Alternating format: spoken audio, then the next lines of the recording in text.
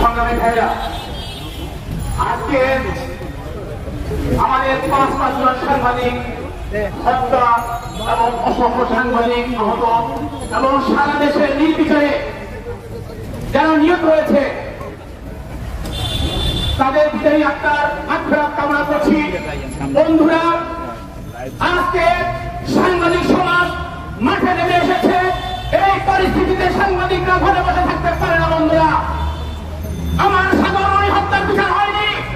আমার প্রায় ৭০ জন সাংবাদিক এই আওয়ামী সরকারের সময় শহীদ হয়েছে। একটি সাংবাদিক হত্যার বিচার হয়নি। বন্ধুরা, আমাদেরকে আজকে প্রতিপক্ষ হিসাবে দান করিয়েছে। আমাদের দেওয়ালের পিঠ থেকে গেছে। বন্ধুরা, আপনারা দেখেছেন আজকে সাধারণ সাংবাদিকের গতকাল কাওরান বাজারে সমাবেশ করেছে।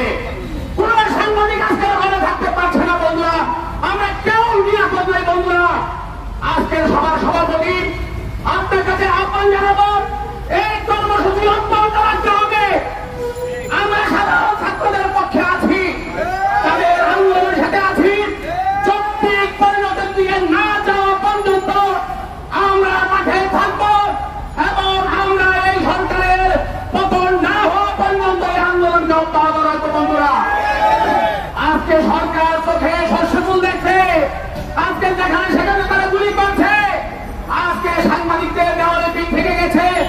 অতএব এই সাংবাদিক নেতৃবৃন্দের কাছে আহ্বান জানাচ্ছি, আপনারা দুর্নীতিবাদ এবং আপনারা কঠোর শক্ত আন্দোলন করে তুলুন এবং অন্যান্য সাংবাদিক সংগঠনের কাছে আহ্বান জানাবো, আপনারা সকলে ঐক্যবদ্ধভাবে রাস্তায় নামুন এবং ছাত্রদের পাশে দাঁড়ান এবং এই সরকারের পতন না হওয়া পর্যন্ত আমরা মাঠে থাকবো। সেই পুত্রের ঘোষণা করে বক্তব্য শেষ করছি। আসসালামু আলাইকুম।